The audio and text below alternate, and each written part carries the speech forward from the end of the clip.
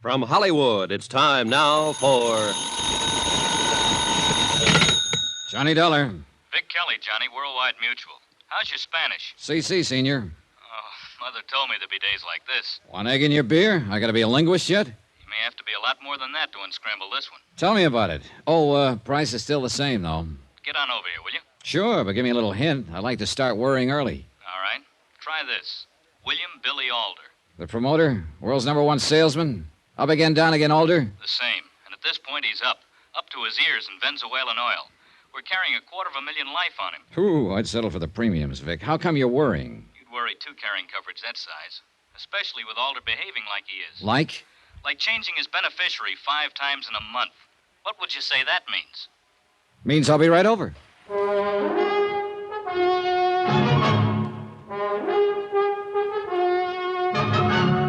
Tonight, and every weekday night, Bob Bailey in the transcribed adventures of the man with the action-packed expense account, America's fabulous freelance insurance investigator. Yours truly, Johnny Dollar.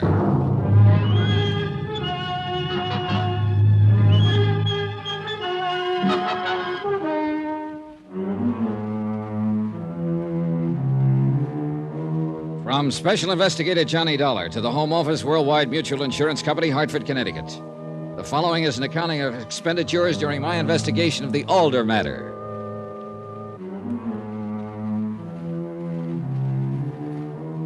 Expense account item 1, $1.35. The price of being taxied to Vic Kelly's office at Worldwide Mutual. For a normally easygoing fella, Mr. K had a bad case of how did I ever get into this? $250,000. That's a big policy. Big. You look like the claim's already been filed. Smile a little, Dad. Yeah, sure. At least fill me in. How much do you know about Billy Alder? Oh, just surface stuff, what the headlines say. Promoter, wildcatter, super salesman. Fellow with a flair for selling anything. Why? Well, that's what's rough. I can't give you too much more than that. He's been in a dozen different businesses, headed up a half a dozen corporations, a couple of bankruptcies, even a nasty court case. He's been flat broke, and 6 months later, been a walking blue chip. Been up and down more times than a yo-yo. Oh, that's a nice life if you can take it. But, feast or famine, he does everything big. Like the $250,000 policy, huh? Well, it didn't seem out of line 3 years ago. It still doesn't. Not with the kind of money he's dragging out of the ground in Venezuelan oil. Hey, this changing of beneficiaries, when did it begin? A little over a month ago. In succession, it's been his wife, his daughter, a brother, back to the wife, and now it's his daughter again. Sounds like a woman trying to make up her mind about a dress. Price tag's a little different. What does it sound like to you? Give me a chance to get down there and look, will you? I mean off the top of your head. Oh, sounds like he's worried. Like he shouldn't buy any long-playing records. Look, Johnny, there's a clause in the policy that lets us investigate irregularities. Go take a look. Just don't expect him to cooperate. He's a big operator-type fella. I don't know. I never met him, but I like him already. What? His style. Any man who uses a slogan like, we lose a little on each deal, but think of the volume. Well, he's for me. I gotta keep him alive. Expense account item 2, $329.88. Airfare and incidentals to Caracas, Venezuela. It was about noon Sunday when the big plane lased in over the Caribbean shoreline, pointed its nose for the Maguita Airport in Caracas. Below us spread what's laughingly called man's handiwork, his progress. A few short years ago, it had been nothing but lush green jungle. Then came men shouting the magic word oil, and the jungle was now disappearing as fast as they could throw up the derricks and sink the drills. Progress. A taxi to the Hotel Parayo and a good lunch adds up to item 3, $4 even. I was ready for business.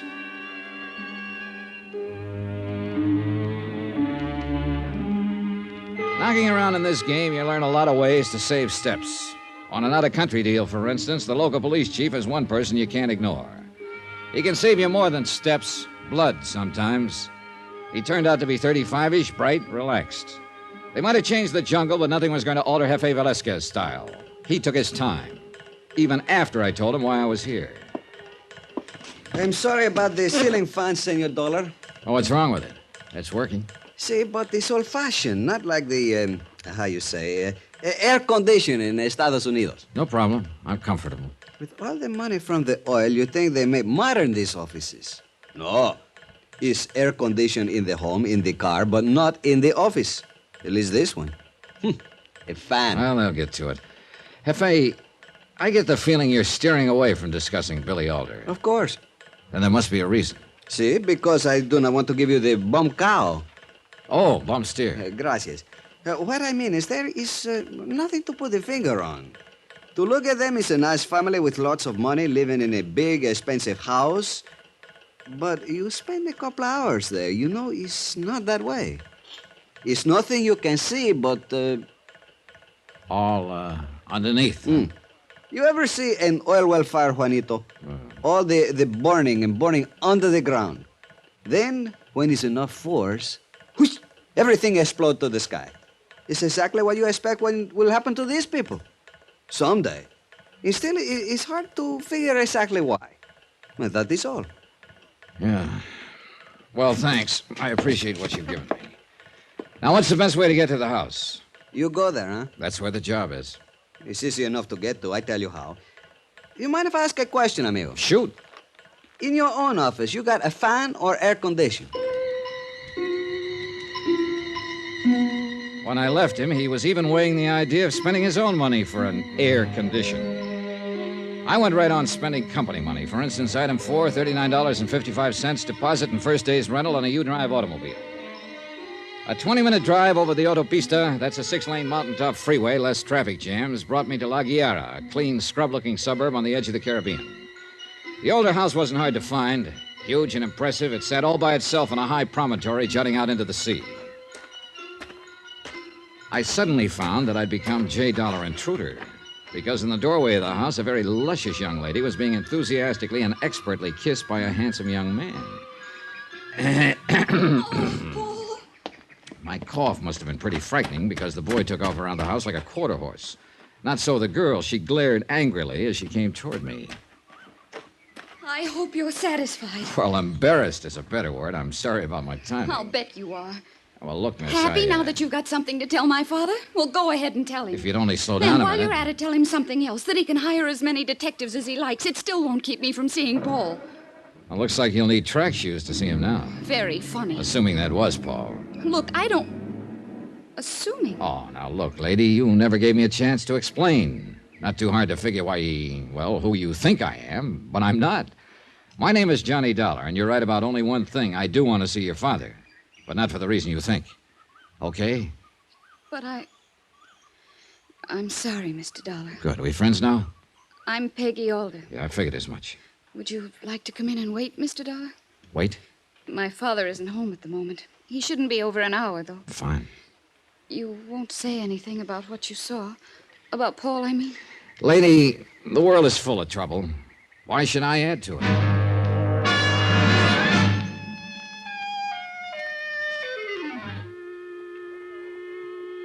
Billy Alder's selling methods may have been wild, high-pressure stuff, but there was taste in his home. And when Peggy Alder put a drink into my hand and led me out to a patio, I was ready to get a drill and go oil hunting myself. Patio? It was a small, exclusive, man-made mountaintop, 600 feet down to the Caribbean on 3 sides. If you were going to have troubles, this was the place to ponder them. Peggy Alder still didn't trust me completely. Inexpertly, she tried to dig out my reason for being there. Gave up after a while, then excused herself when her father showed up an hour later. I'm glad you're here, Dollar. What's wrong? Oh, just surprised. Guess I expected to be tossed out. Why? Kind of delicate asking a man why he changes beneficiaries like some men change suits. I've read the policy. Your company is allowed to ask. We appreciate your feeling that way. But it says nothing about my having to answer. No, that's right, it doesn't. But it's hard not to draw conclusions. Such as? You're afraid somebody is, shall we say, gunning for you. But you don't know who. Am I right? Is that what your company thinks, too? Well, they don't think anything, but they'd like to know. Do you enjoy your trip down, Mr. Dollar? Well, I take it I've worn out my welcome. Sorry. No. Sit down. I told you I was glad you're here. Then you shouldn't mind a couple of questions. I'll tell you nothing, Mr. Dollar. I admit nothing. Is that clear? Is it? Look here. Your company has a good deal to lose by my death. We just want to be sure nobody's thinking of it as a commercial venture. And stay here, Mr. Dollar. Here, in this house. Keep me alive.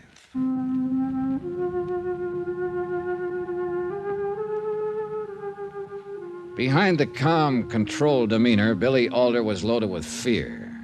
The worst kind of fear.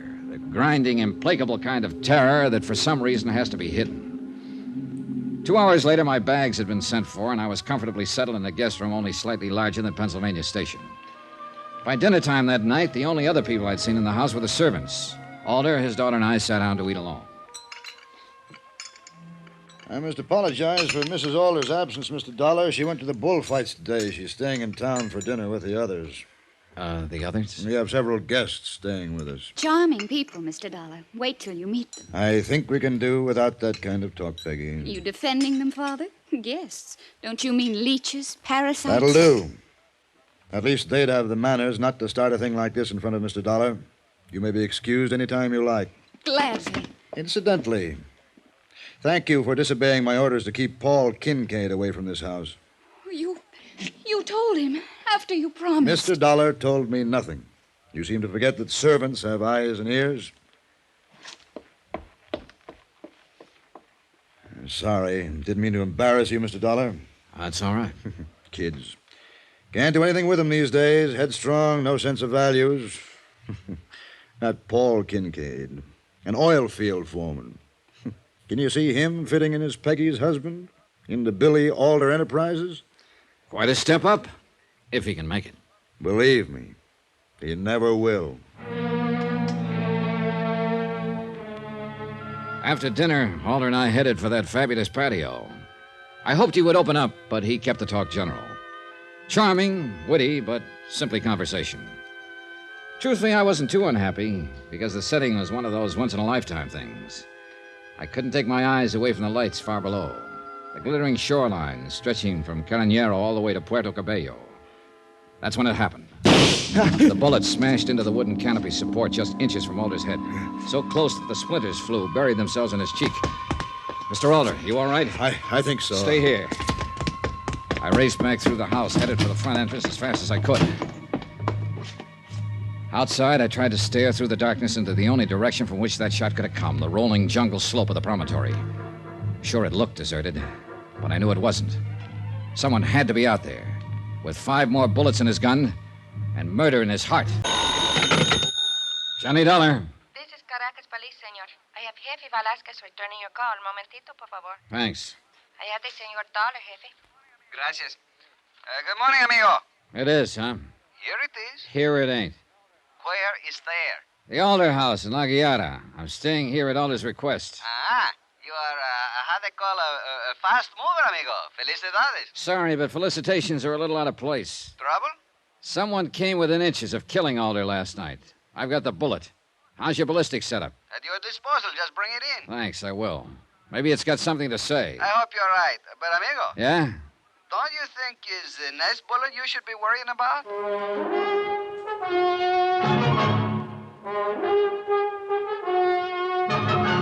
Tonight and every weekday night, Bob Bailey in the transcribed adventures of the man with the action-packed expense account, America's fabulous freelance insurance investigator. Yours truly, Johnny Dollar.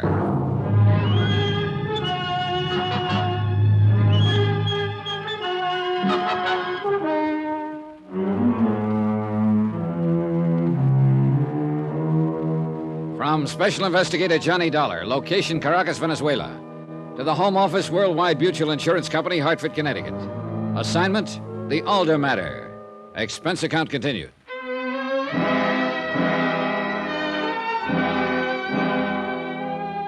Expense account item 5, $5 even. Tip to one Nachos Gomez, servant in the big Alder house. For a good reason. He hadn't liked the idea of my prowling the slope alone last night looking for someone with a gun. He'd insisted on joining me. True, we hadn't found anything, but he'd been there. $5 isn't much to pay for a friend, and I had a feeling I could use one. I ate breakfast alone. Alder had already gone to his office, and the rest of the house was asleep. Nacho's breakfast tray rattled when he saw the money. For me, Senor Dollar, why? Oh, call it appreciation.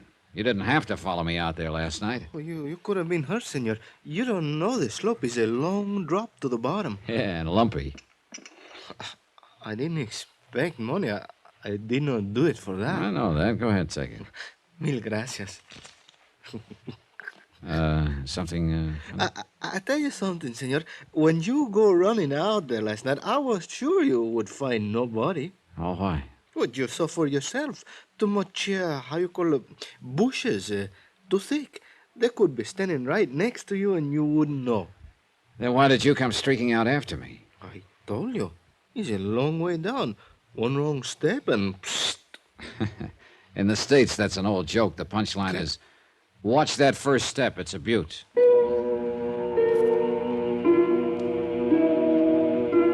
I got in the car I'd rented the previous day and headed toward Caracas.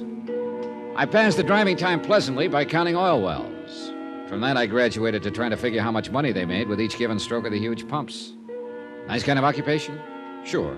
Specifically designed for a purpose.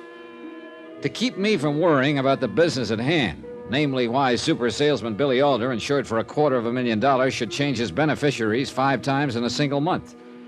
Further, who'd taken that pot shot at him last night? Answers? I went back to counting oil wells. In Caracas, I headed for police headquarters and the head man, Jefe Velasquez. He turned the bullet over to his lab, but they were short-handed. By lunchtime, I still had no report. So I took Velasquez to lunch. For a man who is living in a house like Billy Alder's, you do not look happy, amigo. That bullet traveled an inch more to the left. Billy Alder wouldn't need a house. It's a good point. You look too serious for a nice lunch. I fixed that. Oye, deme 2 pisco sour, por favor. You ever drink the pisco sour, amigo? No. Will it help? Well, they do not solve the case for you, but they make you happier about being worried. Well, maybe we'd better order doubles. It's confusing, the Alder house. What do you think? Keep him alive, Alder says. But that's the only word you can get out of him. You feel the thing I mentioned yesterday, the tension, the strangeness? The only ones I've met are Alder and his daughter. You haven't met Mrs. Alder, any of the others? Why? They got home late. After the shooting? Way after. Interesting. Oh, sure. It could have been any of them out on that slope. I do not worry about you, amigo. You will do fine. Well, here's something else interesting. Alder doesn't want me to question any of them about that shot. Oh? You noticed there was no complaint to your office about the murder try. I notice. Because Alder wanted it that way. Like I say, interesting. Gracias, waiter. You sip that, amigo. See if it does not help. It's good? Oh, very nice. It will be nicer. Just give it time. You still have the Senor Billy Alder on your mind, eh? Yeah. Have another sip. Jefe. See? There's something else on my mind. You got to learn to relax, Johnny. You mentioned Mrs. Alder a few minutes ago. Seemed surprised I hadn't met her. What are you thinking of? Just that you living at the house. No, Jefe, it was more than that. Amigo, you are imagining. Come on now, level with me.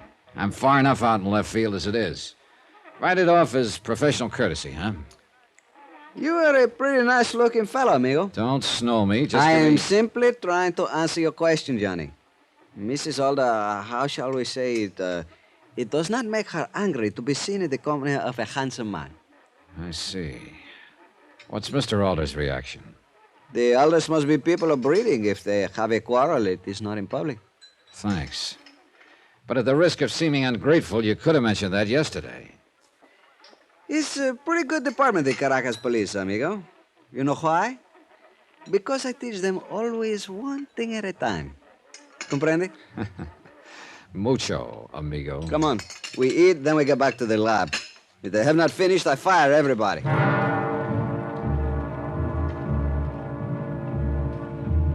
Expense account item 6, $14.85. Velasquez drank enough pisco sours to float the Normandy.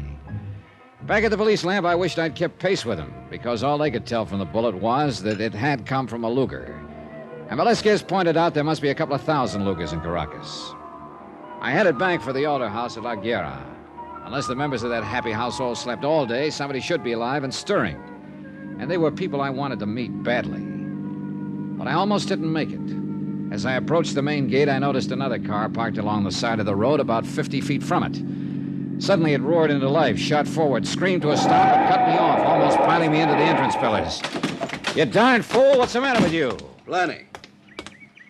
You know who I am, Dollar? I know this. If you ever try a stunt like that again, I'll ram those pearly teeth right down your throat. Tough guy, huh? There's an easy way of finding out. Well, we'll get to that in a minute. I asked you if you knew who I am. Sure I do. Paul Kincaid, the lad who was smooching with Billy Alder's daughter yesterday. You taking bows? You just couldn't wait to tell Alder about it, could you? Your girl's been telling you lies, Kincaid. I just happened to be there. If you don't want to be seen, don't neck in doorways. Now, just a minute, Dollar. And speaking of people in wrong places, I thought you were a foreman in the oil fields. I don't see any derricks on the Alder property. I took the day off so I could come over and see you. Well, you getting a good look? Yeah. And I still think Alder hired you to keep Peggy away from him. Now, you keep out of my head, Dollar. What are you staring for? Well, now, everybody's full of wild ideas today. I just had one that maybe isn't so wild. Like maybe you just ad-libbed a reason for being here. And the real one is to sneak out on the slope and see if you can't find an empty Luger shell. What? There has to be one out there, you know. You saying I took that shot at Alder? I don't know. How bad do you want to marry into the Alder money? Saw the punch coming, slipped it, and threw my own. It was a dilly while it lasted. It lasted too long. You get a set of arms working in an oil field. He had them all right, and those punches hurt. So I went to judo. Even then, he was tough. I guess I better get in shape or take up accounting. A look in the car mirror made one thing clear. I couldn't take a face like that through the front door. When I reached the house, I skirted it, managed to get to the service entrance without scaring the life out of anyone. Here, my little gift to Nacho Gomez, seat item 5, began to pay off.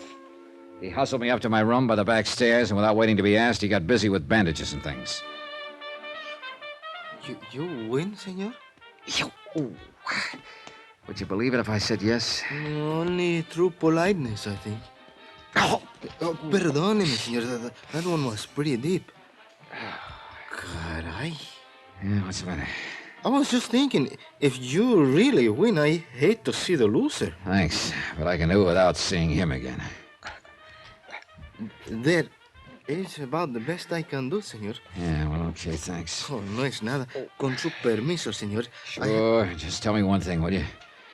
Is anything going on downstairs? Well, how do you mean, senor? Well, that racket we hear coming up. Racket? Oh, you mean El Montante. Montante? The bullfighter? The finest matador in the world, senor. Did you not know he's the guest of the house? He's staying here? Sí. The senor and senora Alder, they're big aficionados. They love the corrida. New style, isn't it? Fighting bulls in the house? No, senor.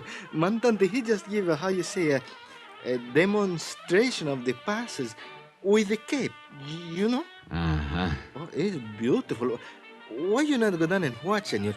You see, you will enjoy. It's lovely, the fine bullfighter. Anybody ever asked the bull about that?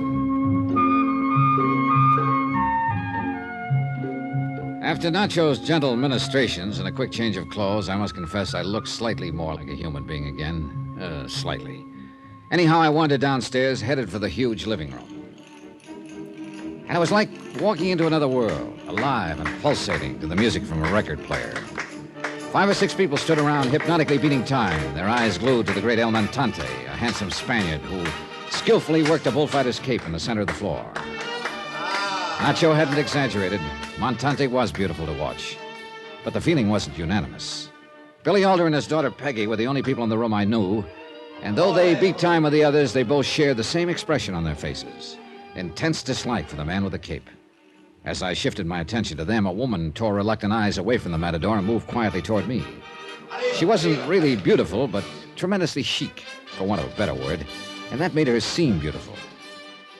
I'm Constance Alder, Mr. Dollar. Welcome to our home. Well, thank you, Mrs. Alder. I'm afraid I've been negligent as a hostess. Oh, we've just missed connections, that's all. Charmingly put. Do you mind if I wait to introduce you to the others? When Montante's finished? No, of course not. Please go on back. Don't worry about me. I'm doing fine. Thank you. I watched her as she crossed the room, then realized that someone else was doing exactly the same thing, her husband, Billy Alder. Only the look on his face was the same glaring dislike with which he'd favored the cape-wielding matador. Interesting. Then, after a long moment, Constant Alder moved quietly out of the room, as though not wishing to disturb the others. The performance was still going strong, and after about 5 minutes, I moved out onto the patio, stood looking down at the La Guerra harbor. Because it was on my mind, I stared down at the spot on the slope from which the Luger had been fired. and I saw that someone was there, awkwardly searching the ground. A moment later, they straightened up, moved a few feet to continue the search. Even in the late afternoon sun, there couldn't be any mistake in the searcher's identity. It was Constance Alder. Johnny Dollar. This is Constance Alder, Mr. Dollar. Are you all right? Sure, Mrs. Alder. What made you think I might not be? Well, just your having left the living room. Being in your own room like this, Oh, nothing wrong, Mrs. Alder. I'm fine. I'm sorry El Montante took so long with his cape handling demonstration. I hope you weren't bored. Not in the least. He's very good. But you did leave. That isn't necessarily a sign of boredom, is it, Mrs. Alder? You left before I did. Yes, of course. The hostess has to keep busy, you know. Sure. And like I said, I wasn't bored. I only left because I wanted a little air. I went out on the patio for it. Wonderful spot, Mrs. Alder. You can see everything. The harbor, the slope down from the house, even anyone who might be on it. I want to see you, Mr. Dollar. Talk to you. That figures. Where? Your car. Half an hour.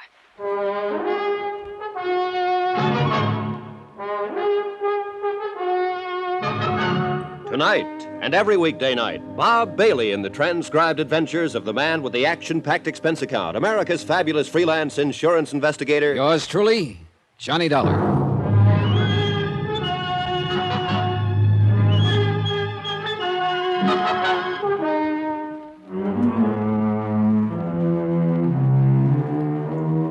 From Special Investigator Johnny Dollar, location Caracas, Venezuela, to the Home Office, Worldwide Mutual Insurance Company, Hartford, Connecticut. Assignment, the Alder matter. Expense account continued.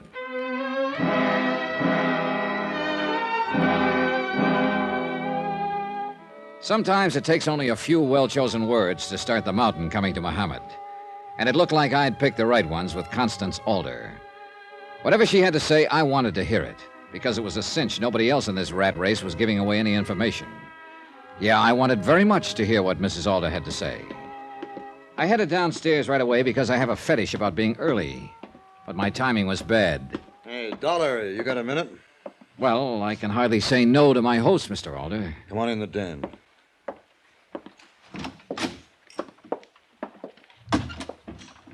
Anything the matter?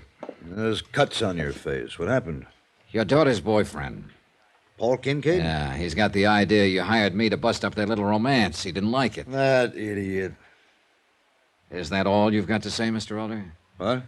Because if it is, let me tell you how I feel about it, where I stand. Look, Dollar. No, you look. I know you're the insured, but I just about had it with you. I don't have to take that kind of talk. I think you do. You asked me to keep you alive, but you won't lift a finger to help. Every time I ask you a question, you look the other way, do an imitation of a clam. What am I supposed to be, a mind reader?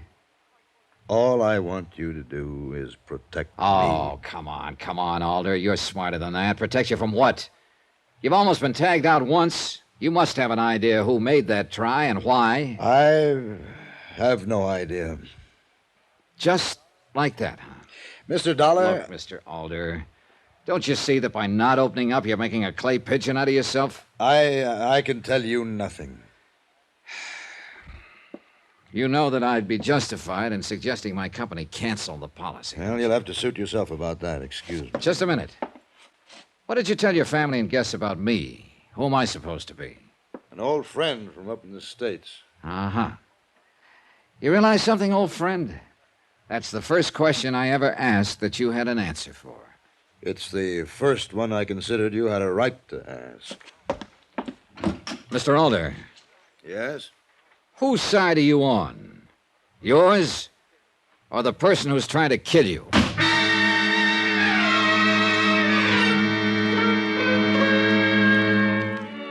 Oil-rich Billy Alder, business mind par excellence, super salesman deluxe, the man who could sell or talk you into anything. But could he say one word that might keep another bullet from coming his way? It sure didn't look like it. I left the den, was just starting out to my car to meet Mrs. Alder.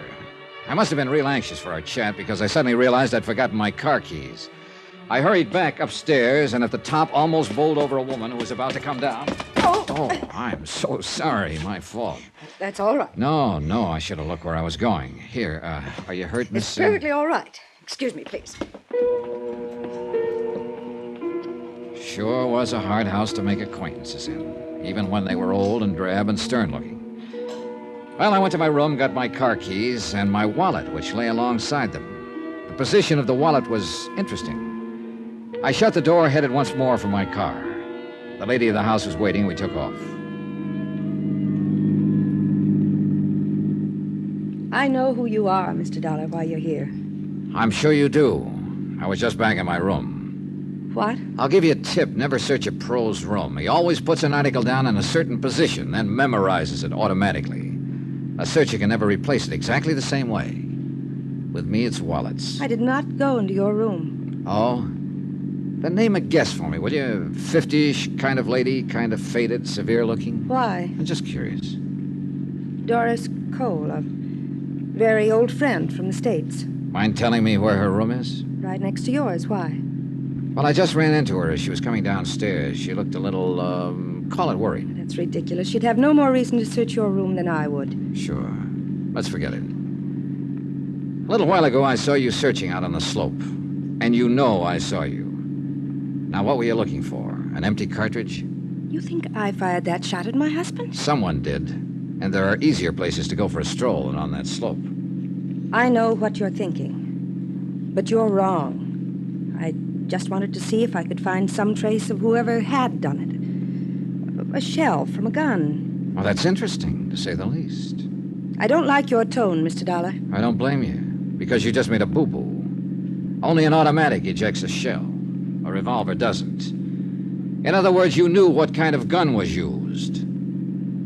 Uncomfortable, Mrs. Alder? Why don't you go home? Like to live dangerously, Mrs. Alder? Slapping the driver of a moving car? Pretty foolish, isn't it? I'm sorry. I'm very sorry. All right, tell me something. How did you know what I was really here for? My husband. I made him tell me. Well, congratulations. I can't get him to tell me the time of day. And he knows whose side I'm on.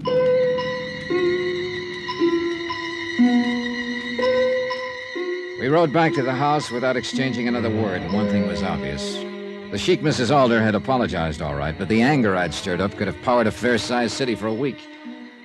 When we reached the house, she simply got out, headed for it as though I were a process server she wanted to get away from. I went to my room, trying not to look like a process server, to figure what my next step would be.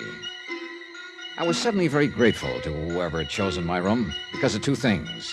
The excellent view of the Alder patio, and what was happening on it. Mrs. Alder and Doris Cole were having a discussion, with Mrs. Alder doing all the talking. Even from this distance, I could see the anger on both their faces. Then, after a few minutes, both women went into the house. 5 minutes later, I was still wishing I could have heard the words.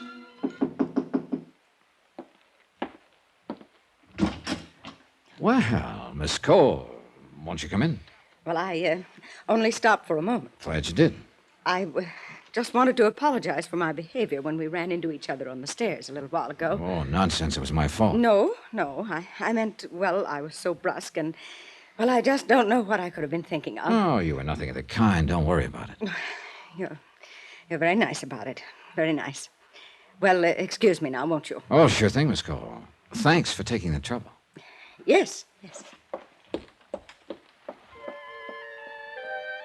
I watched her as she hurried down the hall. An awkward woman who left you with one strong impression, that she had little feel for the social graces.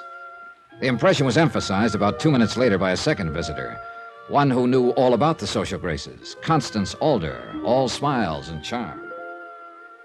I'll bet you thought we ran out of food, Mr. Dollar. I was kind of wondering. Blame El Montante. Does he eat everything in the house? Oh, not quite. He just refuses to allow dinner to be served. Insists that tonight he's the host, that it's his evening. Oh, what does that mean? Dinner in town, the highlight matches, and night clubbing afterward. He simply won't be refused. Insists that everyone in the house be his guest. Sound attractive? Well, it would be pretty hard to say no to an offer like that. Good. Don't be long. Everyone's dressing like mad. Should be quite an evening. It was. Montante was acknowledged to be a great matador. He had just as much class outside the arena. He ordered a dinner, and it was gourmet time. He placed our bets at the highlight matches, nothing but winners. And at the nightclub, nothing but champagne. For a group of people living in a house loaded with tension, it was a ball. And a lot of it was because of the matador's quiet, easy manner. He was a man who knew how things should be done and did them.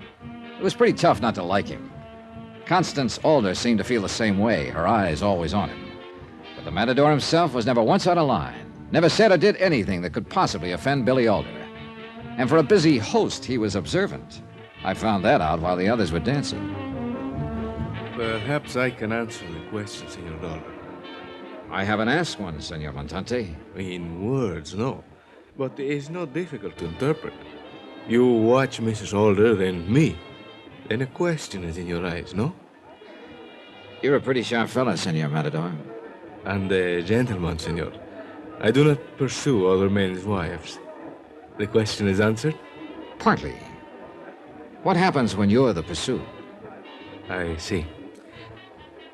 Senor Dollar, women with money but without great beauty, they try to compensate, each in her own way. Hers is not unusual. Acquisition. The company and attendance of a man who is presentable, admired. I am not unknown in the arena, so for the moment it is my company. Tomorrow, a better-known companion, if one should appear. As simple as that. It's sad, no, senor? And a little embarrassing. Thanks. And I'm the one who's embarrassed. I thought your eye was on the Alder fortune. Senor, you know what I receive for a Sunday afternoon in any Latin American country? $10,000. Sometimes more. Your question is answered, senor? Well, not quite. Where does a fella take bullfight lessons? Like I said, the evening was pleasant, but it was still a job.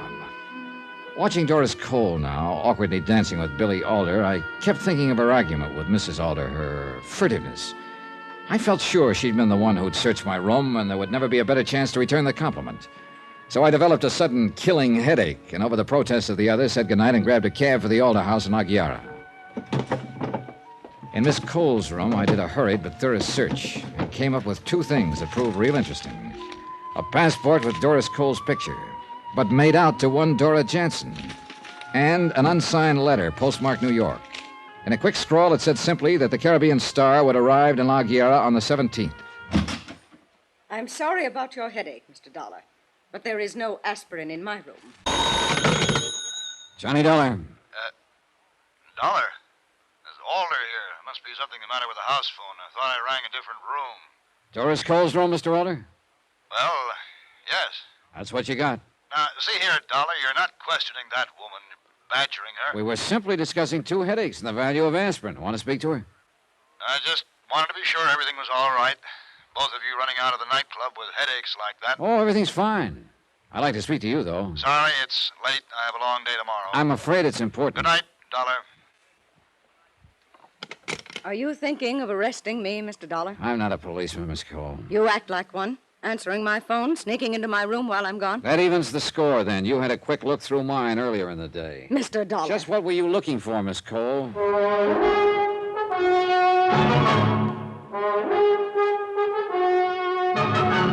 Tonight, and every weekday night, Bob Bailey in the transcribed adventures of the man with the action-packed expense account, America's fabulous freelance insurance investigator. Yours truly, Johnny Dollar.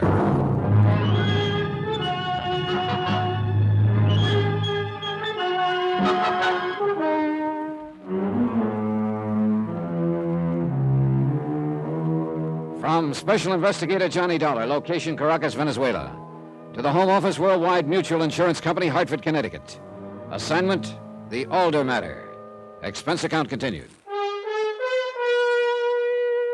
Back in my own room, after saying goodnight to a sullen Doris Cole, I didn't feel the slightest qualms about having invaded her room and lying about the reason for it. Why should I? The people in the Alder house didn't seem too concerned with the truth. In fact, the whole case seemed to be a question of lie or say nothing.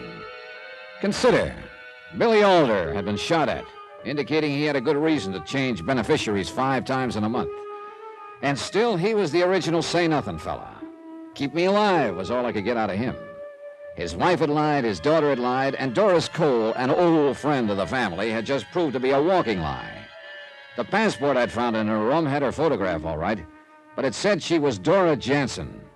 An unsigned letter in the same drawer had stated simply that the Caribbean Star would dock tomorrow. I got into bed, and an odd thought hit me. If the Caribbean Star didn't dock, would the steamship company have joined the Liars Club, too? Expense account item 7, 10 cents. One newspaper, bought on the La Guiara docks early next morning. My Spanish is pretty nothing, but I could read the important thing, that the Caribbean Star was due at noon. With time to kill, I drove into Billy Alder's office in Caracas. He hit the ceiling when I told him about Doris Cole's passport. I was suddenly glad I'd mentioned nothing about the letter. Dollar, how dare you search the room of a guest in my house? How dare you? Just returning a courtesy. What? Mine was searched thoroughly. Well, that still isn't any reason for your behavior. Oh, one-way ethics, Mr. Alder? I've told you repeatedly, Dollar. There's only one reason I want you here. I know. Keep you alive. But how? With handcuffs on? Now, suppose I told you to find some oil, then refused to let you dig any holes in the ground. You'd begin to smell a rat, wouldn't you? What are you talking about? Just about everything in this cell. Look, I have a very busy day. Who is Dora Jansen, Mr. Alder? And why does she call herself Doris Cole? You're making too much of nothing, Dollar. It isn't a crime to use another name. That depends on the reason, doesn't it? She's an old friend. Oh, who isn't? Dollar, Aren't you tired of that tune? For a man who's afraid for his life, you've got more old friends than anyone I ever knew. Also, I haven't noticed anything particularly friendly between you. Yeah, she's not a well woman, Dollar.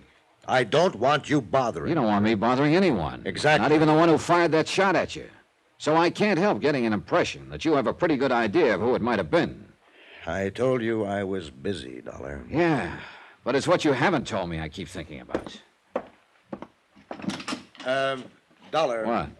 Did you find anything else in that room beside the passport?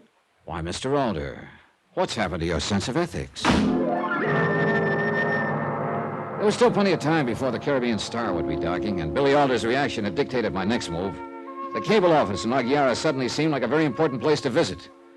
There were too many silent mouths in Caracas, and I needed one that had something to say.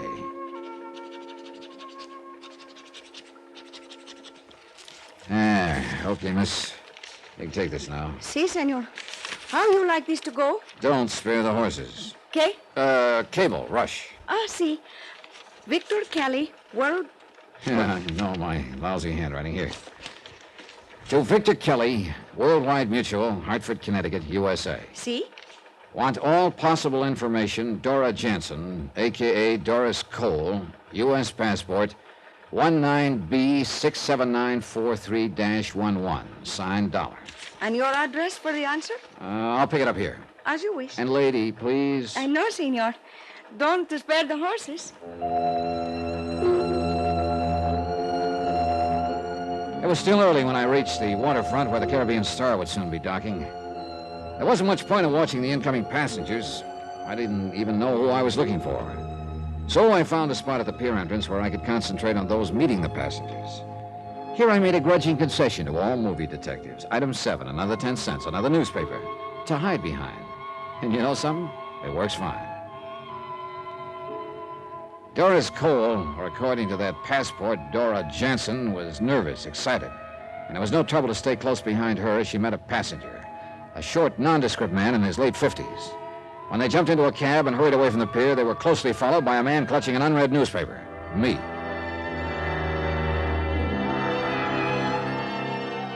The trip was a short one, about 6 or 7 blocks away. The cab in front pulled up at a cheap hotel on the waterfront. I circled the block once, got rid of my cab, and wandered into the dismal lobby. The fat, sleepy clerk made a concession. He opened one eye. See, you look for something. Yeah, that gentleman who just came in, I had an appointment with him. Oh, darn it, I must have left the slip of paper with his name on it in my hotel. I can't find it. It's too bad. You know, the gentleman who just went up to room... Yeah. You want me to say the number now, huh? Don't you think I ever been to a movie? Oh, no, really, you can save me a lot of embarrassment. You've got it right there on the register. See? Mind if I have a look? I mind. Look, friend. When was the last time you got anything for free, friend? Oh, why didn't you say so? I was trying not to offend you. Here. Here, let me see. You play blackjack, senor? How you call it? 21? Yeah, why? Like they say, hit me again. Oh, you're rubbing it in. See? You want to do business or no? Item 9, $10. Market schmear, schmooze, or just plain graft. He pointed an oversized forefinger at a name on the ledger, lost interest in me, went back to sleep. Arthur Singer, it said, room 8. I went up the stairway. A few seconds later, I moved as quietly as I could down the grimy second-floor hallway, stopped at the door of number 8. At first, I heard nothing. Then, after a long minute, the voices began, angrily, as though resuming an old argument. I don't know. Then let me handle it. No, but what about him? Supposing What if he does? You want it all to go for nothing. Now, you listen to me. I know what I'm doing.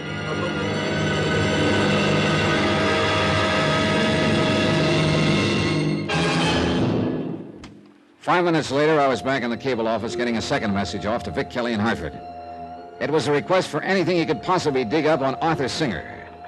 I didn't hope for too much because it would probably turn out to be an alias, but it was an angle I couldn't afford to overlook. You're not back for answers so soon, senor. Oh, no, I just want you to get this one off. Same fella. And same way, no spare the horses? That's it. And thanks. It's nada. Oh, senor, I want to ask you something. Shoot. Your business partner, did I do something to displease him? He seemed so angry. My who seems so what? Well, he was so nice at first, but after he read the message... Wait a minute, hold everything. First of all, I have no business partner. Oh, then I make terrible mistake. Oh, just tell me what happened. Well, this man, he come in less than a minute after you leave, was very nice. Yeah? Said he was your business partner, that he'd just leave you. You were worried because you forgot whether you say something in the message you just sent. Then you asked him to check it for you. He seemed to know what he was talking So you showed it to him. Then? That is when he got so angry. He just put it down and leave. What did he look like? A little less tall than you, and he have gray hair. Eyeglasses? See, eyeglasses. Gray suit? Si, senor. Gray suit. You know him? I'm beginning to wonder if anyone really does. I am so sorry for my mistake, senor. Oh, forget it. It wasn't your fault. Just send that second message. Si, senor. About the answers. Send them to me at William Alder's house as soon as you get them. Maybe we'll read them together. Sure. Billy Alder was my new business partner. Alder, the original close-mouthed fella. But it looked like there was nothing wrong with his brain or his eyesight. Then suddenly I didn't mind that he'd read my message to Vic Kelly, because a frightened man usually reacts at the extreme ends of the scale. He'd been at the let's-do-nothing end. Maybe he'd now go the other way. There was one more step I could make on the waterfront, so I made it. My credentials presented at the steamship offices got me a look at the passenger list of the Caribbean Star. The name Arthur Singer wasn't on it. I started down the small waterfront street to where my car was parked. My mind was full of Billy Alder and the pieces of this crazy puzzle, tugging one way, pulling another. Trying to make sense out of it somehow, I used some sort of slide rule where logic could be a solid base. No matter how I twisted it, I knew one thing. It just wouldn't work. I didn't have enough yet to make it work. I was just reaching for the door handle when I saw his reflection in the car window. The man who'd sneaked up behind me, blackjack raised high in the air. The blackjack was just insurance. He was tough enough without it. I finally worked him to the side of the car, managed a half Nelson, and let the car door workers my blackjack. 5 seconds later, an officer came rushing up, and 5 minutes later, I sat in the office of Jefe Velasquez, chief of police. You feeling all right now, amigo? Yeah, sure. What did you get out of that blackjack artist? Just what I expected. Still won't say who hired him, huh? You have to understand this kind of fellow, amigo. I do, huh? What I mean, he's asesino pequeño, you know? Cheap hood, mobster? Si. For extra $2, maybe 3, he would blackjack his mother. He claims he does not know who hired him, that he is to get his money in a letter. That went out with spats. Okay? I say he's lying. Of course, but he will stick to the story because he knows he will get the same sentence whether he tells or he does not. A cheap hood won't usually cover for somebody else. This kind does, amigo. Otherwise, he would never be hired again. I'd give a lot for a few minutes alone with him, Jefe. Sorry, Juanito, but I like my job. Just wishful thinking. Not hard to understand. Well... You are leaving? Not getting anywhere sitting here. You sure you haven't got business somewhere else? I got an awfully big yen to talk to that thug.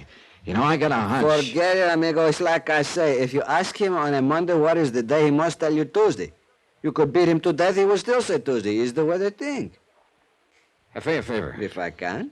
Suppose I don't prefer charges. Would you put a tail on him when he leaves? Johnny. Look, I know it's 1,000,000 to 1 against the hood doing a rough-up without the money in hand, but if he hasn't collected you... Come, amigo, like you say, 1,000,000 to 1. I know I'm grabbing at straws, but just in case, Jefe. Come on, huh? Okay. Good, thanks. Hey, where do you go? Back to the cable office. Oh? Yeah. And if a man in Hartford has nothing to say, I've got a permanent seat behind the 8 ball. Johnny Dollar. Good morning, Senor Dollar. Is La Guiara cable office calling? We have an answer to cables you sent to Hartford, Connecticut. Good. Would you like me to read the message, Senor? No, I'm on a telephone with extensions. Oh, I see. Perhaps you prefer I have it delivered then? No, I don't. Then you will come in for it yourself? Yeah, just as fast as I can get there.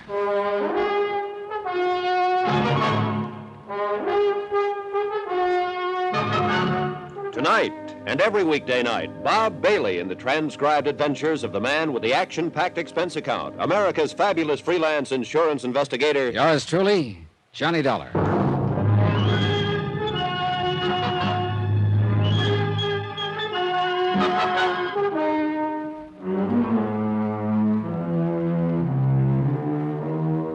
From Special Investigator Johnny Dollar, location Caracas, Venezuela, to the Home Office Worldwide Mutual Insurance Company, Hartford, Connecticut. Assignment, the Alder matter. Expense account continued. At the cable office, I ran into another dead end. Vic Kelly back in Hartford had come up with absolutely nothing on either Dora Jansen, who called herself Doris Cole, or Arthur Singer, the little man she'd hurried off an incoming liner yesterday. Complete strikeout. I headed outside, caught a glimpse of Mrs. Billy Alder watching me from across the street. Social life changing, Mrs. Alder? Does being my hostess include tailing me? Does being on La Guiara Street constitute tailing you?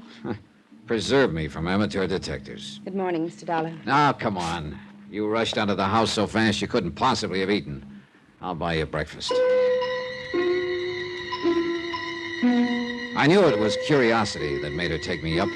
She just couldn't resist the thought that maybe I'd give something away, let something slip. She ate warily, tentatively.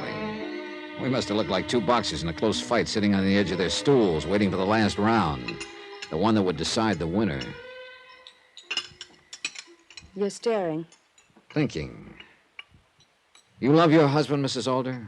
There'd better be a reason for a question like that. Let's stop sparring, huh? You know why I'm down here. Do I? You told me you did the other day. So I did. Now, don't be aloof, lady. You're not that much in the clear. You've been the beneficiary several times and dropped. My daughter is the present one, I believe. And what exactly is your point? There's been no crime committed. No crime? Somebody's bullet misses your husband by inches and you call it no crime? Thank you for breakfast. Don't forget, I saw you out on the grounds of the house searching the place that shot came from. I told you before. You knew an automatic pistol was used, admitted looking for a shell. You talk too much, Mr. Dollar. And you talk too little. Look, why have you been tailing me? It's certainly not to see that I'm protecting your husband's life. So it's obviously to make sure that I don't find out something. Now, what is it, Mrs. Alder? And why is it so terribly important I don't find out about it? If you won't leave, Mr. Dollar, I will. There's this about getting someone angry enough, fearful enough, it makes them forget about caution. Mrs. Alder never once looked back, simply headed straight for the cheap little waterfront hotel where Arthur Singer was staying. She stayed for over half an hour, and when she left, she still looked frightened. Whatever the game was, it looked like everyone was a player but me. But Mrs. Alder's move helped, started an idea gnawing at me. So I headed for Caracas in the office of a smart cop, Jefe Velasquez. I needed someone to talk to, and the Jefe was a good listener. Come, amigo, sit down. Tell me where it feels wrong, huh? Billy Alder. He does all that changing in his policy, so I assume he's scared of being knocked off. Probably by one of the people who has been named a beneficiary of the policy. So? So now I'll take the other people concerned. Alder's wife is as much a clam as her husband is. Also, she knows what kind of a gun was used to take that shot at him. Dora Jansen, a woman who uses an alias and is obviously afraid of me. Arthur Singer, a little man Dora has hidden in a waterfront hotel. And now I find Alder's wife knows about the little man, too. Conclusion, amigo? That the three of them are in on something together. But not to kill Alder for that policy. His daughter gets it all. Yet Alder is afraid. And I think he's scared of something the others know. Now, suppose that shot wasn't meant to kill him, just frighten him. A sign that somebody meant business. That is a nice piece of logic. Yeah. Now all I got to do is make it work. Look, Hefe, whatever this deal is, nobody's going to make a move till I'm out of here. So? So, good, bad, or indifferent, I'm going to do a little acting. I stayed with Velasquez another half hour, setting things up as best I could. Then I drove to the airport and paid item 11 $309.80 for a plane ticket marked Hartford, Connecticut. Sure, it was an expensive prop, but this was one act I had to be convincing in. I drove back to Caracas, pasted a real angry look on my face, marched into Billy Alder's sumptuous office, and threw the airline ticket on his desk. He studied it for a long minute. What does this mean, Dollar? That I've had all of you I can take, Alder. You and your keep me alive. You are going back to the States? You can read. The ticket says Hartford, Connecticut. It also says the 6 o'clock plane, because there's nothing earlier. But why? Why, Dollar? So I can get back and make my recommendations to the insurance company. You know what I'm going to recommend, Alder. Please, wait. That they cancel your policy because of your refusal to cooperate. Sorry, Alder. Dollar, please, now don't do it. I beg There's a clause in that policy. I don't care about that policy. Now, don't you understand? Understand what? Listen to me. All that changing of beneficiaries. I only did that to make them send someone down here. I need protection. Against what? I'm in a jam. All I want is protection until it's peacefully settled. Do you understand? No, plainer. I know someone wants to kill me over a business deal. I'm asking you to see that I stay alive until I have time to reason with this man. Who is he? I can't tell you. Then let me tell you something. He's just arrived in town. How did you... Don't you see, Mr. Dollar? You must stay. Sorry. Goodbye, Mr. Alder.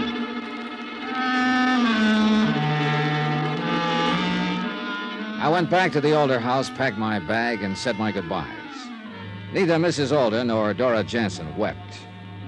I drove to the airport, checked my luggage in. Then I slipped away, drove back to Caracas the long way. A half hour later, I checked into a little side street hotel where Jefe Velasquez had reserved a room for me. Then came the hardest part, the waiting. That 6 o'clock plane must have been way out over the Caribbean when the call finally came.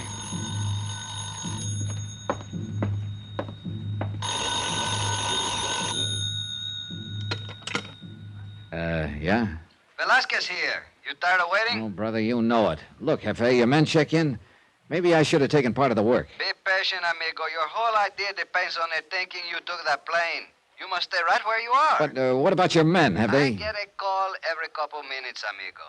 Alder, his wife, the Dora Johnson, Art the singer. I can tell you every move they make in the last 3 hours. But they haven't made the one I'm waiting for, huh? You will know it 3 minutes after they make it. If they make it.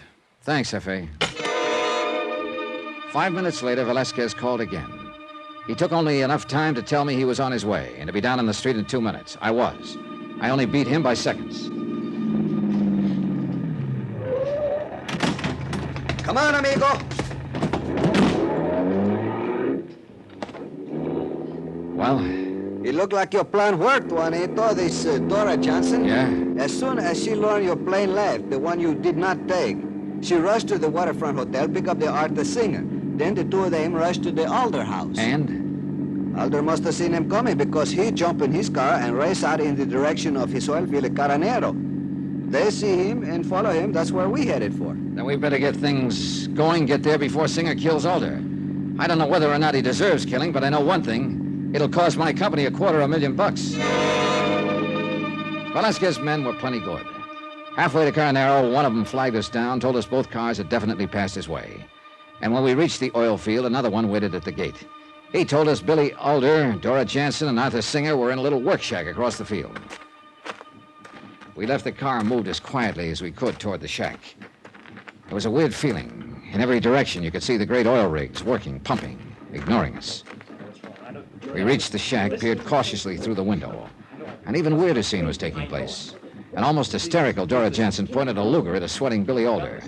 A terrified Arthur Singer pleaded with her. Their words pushed easily through the thin wooden slatting. Dora, please don't do it. You'll only make things worse. Your brother's right, Dora. Dora, listen to me. Like he listened to you 4 years ago. What did it get him, Mr. Fancy Promoter? Tell me that. I'll make it right with him. A quiet gentleman. A bookkeeper who never did anything wrong in his life until you sold him a bill of goods. Now, listen to me, both of you. So he rigged your books for you. Made false entries, made it look like he was responsible for the bankruptcy. And he did the 3 years in prison that you should have done. For $100,000, That was the deal. And believe me, I'm not trying to cheat him. The money is tied up in my business. I need time, but I'll pay him. Pay him? It's been a year since he came out of jail. You'll never pay. You'll try to cheat him out of the money one way or another. I swear to you, Dora. It's a lot easier to kill him than pay him, isn't it? Oh, you're crazy. Is that why you kept the Luger in the house? Were you worried when it disappeared? When I shot at you to let you know I meant business? Think what you're doing. Dollar knows all about this. Oh, yes. Your bodyguard must have gotten frightened after I had him beat up the other day. He's on his way to the States in a plane. Dora! No! I'm going to kill you. Now! Come on. Put it down, Dora. You pull that trigger and he'll still come out the winner. No! Senorita, do not make me fire, please. I don't care. As long as he gets what he deserves. Stand back! Senorita! For a split second, she wavered. Then the hate took over. Alder sank to the floor, disbelief on his face. Panicked, she raced out into the night, and I went after her. Dora! No! Dora, hold it! No! There's no place to go. Dora! Stay away from me, you hear? Don't come in there! Ah! What happened to her, Johnny? She panicked, turned to scream at me, and ran right into one of the protection fences around the derrick. She just passed out. She'll come around. How's Alder? Conscious, but I do not know. We better get him to the hospital. Yeah, come on. She didn't mean to shoot her, mister. My sister wouldn't hurt anyone. Sure. Go take care of her. She was only doing it for me. For me, mister. Alder? I would have paid. I wasn't going to cheat him. Oh, Dollar, you know? Yeah, we heard it all. I'm glad it's over. The worrying. Want to tell me one thing, Alder? Your wife, where does she fit? She had nothing to do with it. Just knew about it. I wasn't too nice to her for a long time. Other women, her running around, just a way of punishing me, paying me back. She knew I couldn't afford to complain. Yeah, wish you'd have told me a long time ago, Alder. I couldn't. Case could always be reopened. I couldn't face that. Would have hurt too much. Oh, yeah. But it wouldn't have hurt as much as that bullet. Expense account total $833.14. Details: Billy Alder was rushed to the Caracas hospital, underwent some excellent surgery, and relaxed claims department. He's going to make it. As for his shady business tactics, well, that's out of my bailiwick. That's for the law boys. Yours truly, Johnny Dollar.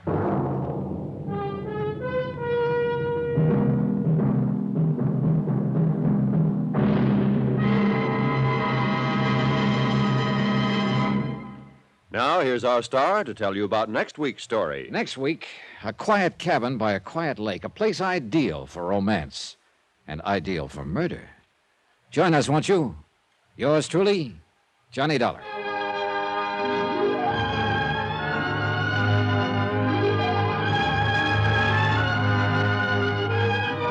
Yours truly, Johnny Dollar, starring Bob Bailey, is transcribed in Hollywood. Written by Tony Barrett. It is produced and directed by Jack Johnstone. Heard in this week's cast were Gil Stratton, Harry Bartell, Barbara Fuller, John Daner, Virginia Gregg, Don Diamond, Vivi Janis, and Tony Barrett. Musical supervision by Amerigo Marino. Be sure to join us on Monday night, same time and station, for another exciting story of yours truly, Johnny Dollar. Roy Rowan speaking.